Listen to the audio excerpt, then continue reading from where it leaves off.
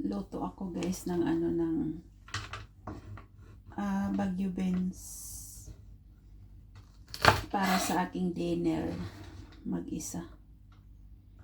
Kasi hindi man dito kakain yung anak ko sa sa bahay, doon siya kakain kila lolo. Tapos yung partner ko rin wala sa bahay, pang tanghali yung pasok niya, mamaya pa yun uuwi. So ako lang dito kakain. Ito yung dinner ko, siya. Ito. Baguio beans at saka Baguio beans, lalagyan ko siya ng patatas. Tapos ang ulam ko is hamburger. Ayan hamburger. Masarap yan guys. Tsaka mayroon akong rice. Pero hindi ako kakain ng kanin. 17 days na walang rice. Kanina umuwi ako galing sa trabaho. Mga mga alauna pasado na. Ang kinain ko lang tirang gulay, tapos may tira ako na pork chop. Wala na ata yung kalahati, at saka isda na preto, tapos yun yung nung weekend ko pa yun niluto na isda, pati yung hipon natira na lang yan. Kinain ko kanina. Sayang naman na itapon. Kaya yun ang kinain ko. Tapos ito, magre-ready ako ng hapunan. Ayan. Bawas-bawas tayo sa timbang guys. Ayoko na mag-ipon ng bel-bel. Mabigat. Nabuti sana kung pira yung iniipon, itaba mabigat dala-dalahin. Kaya bawas-bawas tayo kasi 2026 na. Magaan na yung katawan ko, hindi na mabigat. Pero nasa pa rin tayo. Nasa 84 kilos pa rin tayo guys. Ilang kilo pa yung ibabawas natin. Ito yung mga kinakain ko, siya, mga low carb. Kaya bawas taba tayo. Saka umiinom din ako ng ng tawag nito, organic barley. It means kaya ako umiinom ng ganyan dahil maganda siya sa katawan. Saka gusto ko siya yung lagi akong matutunawan agad, yung makakapagdumi ka ng normal, para kahit anong makain mo, madali ka kaagad matunawan pag uminom ka ng barley. Lang naman siya, yung panglinis lang siya sa loob ng katawan natin. Hindi siya pang totally diet, hindi. Kasi yung totaling nagda-diet ka is gumagawa ka ng paraan, bawas pagkain, at saka bawas sa matatamis, saka kailangan mo rin mag-opening sports kahit sa loob ka ng bahay. At least may nagagawa ka sa araw-araw. Hindi ako ngayon nag-opening kasi nung 2 days ago masakit yung katawan ko, so pinagpahinga ko muna ng isang araw. Uminom ako ng paracetamol kasi sobrang sakit ng katawan ko.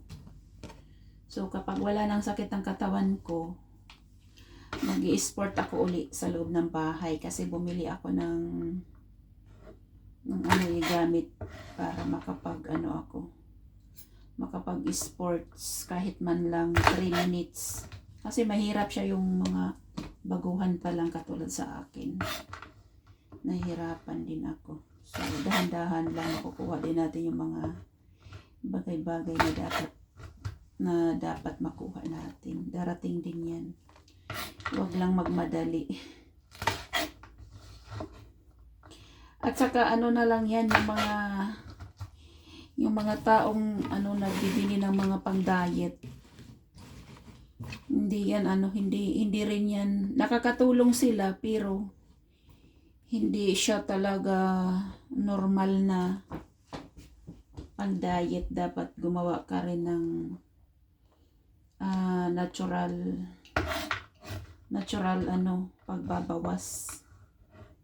Inom ka ng gamot. Pangit din yan sa katawan. So, natural na lang ang gawin mo. Bawas kain, bawas rice. Bawas sa mga desserts na mga matatamis. Kasi yun talagang nakakataba. Sa akin, gulay-gulay lang. Madali ako magbawas. Magbawas na ako ng 5 kilo. Hindi rin yan hindi rin yan madali Nasanay na ako kumain na walang rice. So, alam ko masarap kumain yung may rice. Kaso, maasukal yan. So, huwag natin gayahin yung mga iba. Iyaan natin sila. Ayan.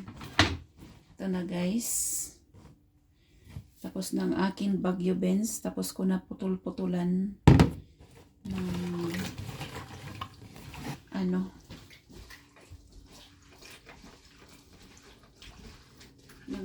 sa ano ba? Ang tawag dyan, yung mga ganito, yung mga side. Pinutulan ko na siya para malinis yung ating gulay.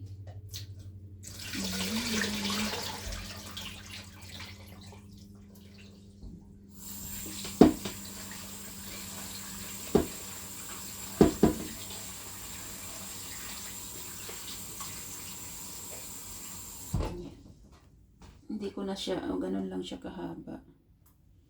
Hindi ko na siya puputulan. Tapos, ako ng patatas. Lagyan natin ng patatas ang ating gulay. Ayan. Lang to is 5 piraso. Maliliit. Kung may tira, alam ko marami pa itong matitira na gulay. May tira ito.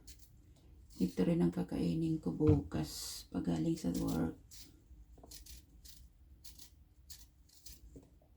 Ito.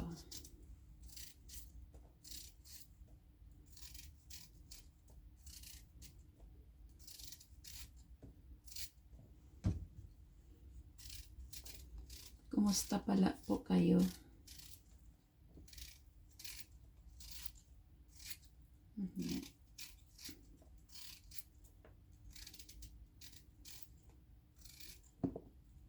Nagagawa kung gusto ko kapag wala dito yung tatay ng anak ko kasi kain yun ng kain. Wala yun hindi yun nagpapaawat.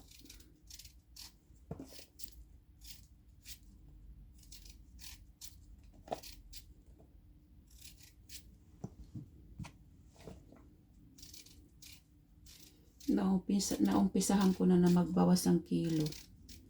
Tuloy-tuloy na natin.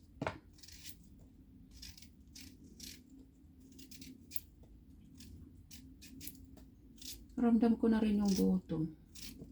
Gulay lang naman kasi yung kinain ko. Ayan siya. So let's see. Hiwain natin to. Ganito lang.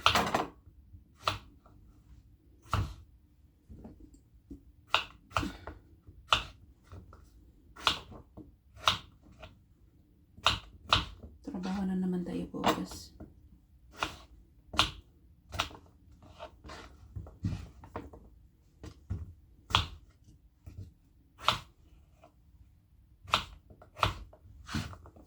Nakakatamad magtrabaho kapag mayroon ka.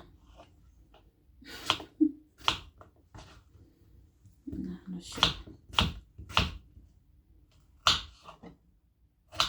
Wala tayong magawa eh.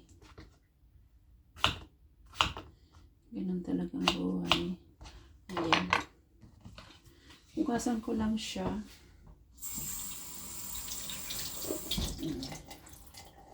Tapos, siguro ihuli ko lang to kasi madali lang naman to malata. Madali lang ko nung malata. Ay, hindi. Sama ko na. Ayan. Sama ko na siya. Tapos, sibuyas. 2 sibuyas at saka hindi ako magagarlic. Tama na to.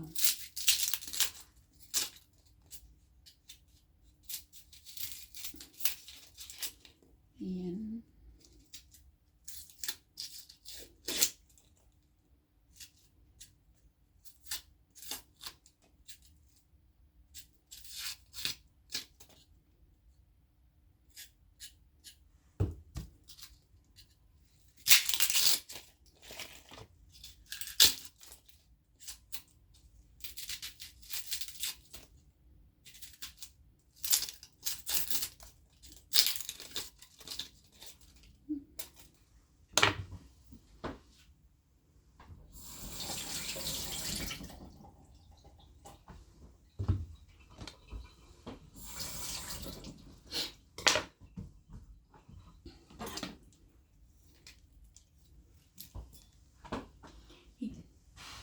Natatawa na lang ako.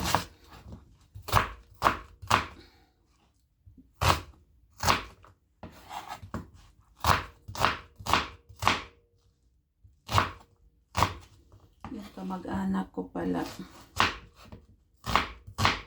Kaya wala siyang income dahil wala rin siyang trabaho. May sakit daw siya. Kitaan ko siya na ano.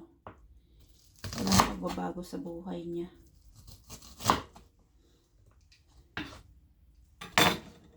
Gusto lang niya magbinta-binta ng ano, ng kakanin. Magkano lang naman kikitain. Kasi kung siya ang gagawa, may kikitain yun siya. May kikitain yun siya. Tsaka sabi niya, walang ano, wala daw gas, pangluto, tsaka nakakapagod daw maggawa-gawa ng kakanin. Ano palang gusto mo? Bigay. Maganda yung kikita ka ng pera kaysa magantay ka lang na marong magpapatinda sa'yo ng mga kakanin. 500, 100 pesos lang naman kikitain. Sige guys, magluluto ako. Samahan niyo po ako. Ayan. Ayan siya. Luto tayo ng gulay. Ito yung gagamitin ko yung ano, BU extra virgin olive oil. Ito siya.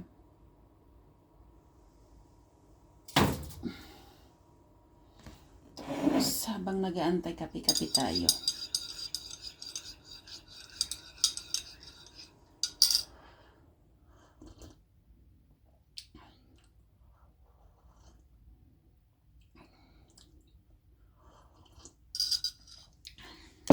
Sarap ng kape. Masarap yung kape.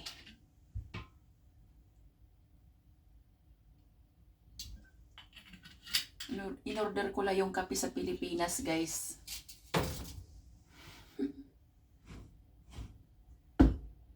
In-order ko yan. Ayan. Masarap yung kape. Ito siya yung in-order ko.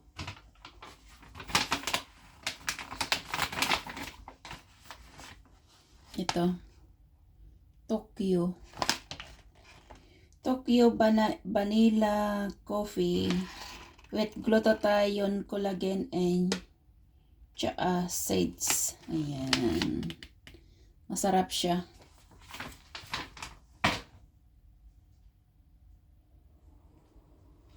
saka ito guys, sabi nila nakakapayat daw. Hindi man ito nakakapayat guys, trinay ko ng dalawang plastic nito. In-order ko sa Amazon. Hindi siya nakakapayat, kaya sayang lang yung pera nyo guys. Pero kung gusto nyo subukan, try nyo po. Baka sakali pumayat kayo. Sa akin, hindi siya tumalab. Tapos may, ano siya, may dalawa siyang, Yo Glow Babe Beauty White 4-in-1 food supplement. Ito siya, may ano siya, may kasama nito. Alam nyo yung ano nito, yung dalawang plastic, ito kasali na ano siya, $69. $69 plus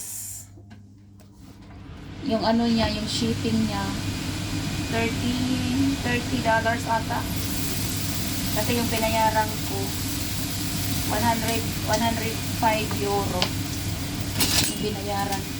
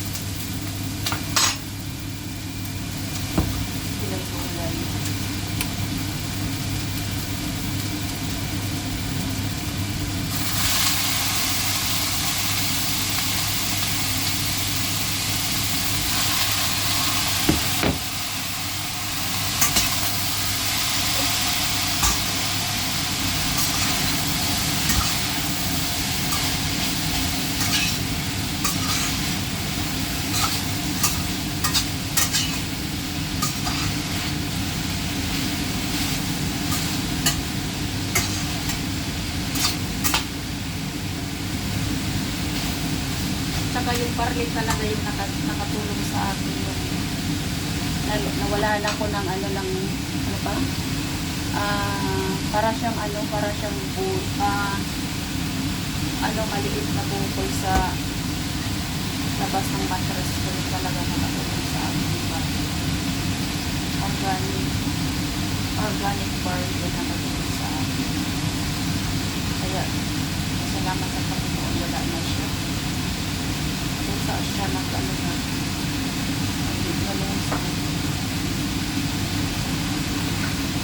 So, wala na akong ano ba yun?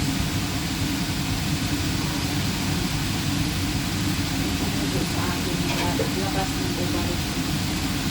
Malaki din yun, ha? Kaya, patuloy ako uminom ng barley.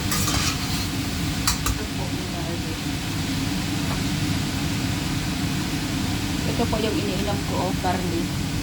Ayan, ito talaga yung nakatulong sa akin, grabe. Yung kung sino yung bibili ng kung sinong gustong i-try yung barley,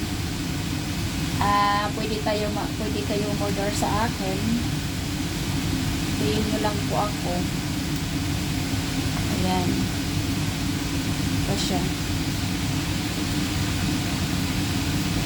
Maganda po yan. Subok po na yan po ilang euro. Recommended po yan sa inyo. Makakatulong po.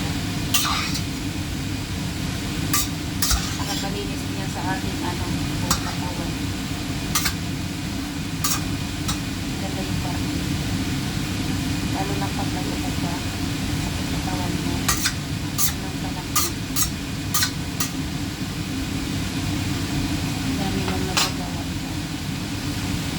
Ito, mag-aasin po ako. Ito siya. Herbal, Herbamil, Frieden Herbs. Ayan, ayan siya. Para medyo naman malasa-lasa yung luto natin.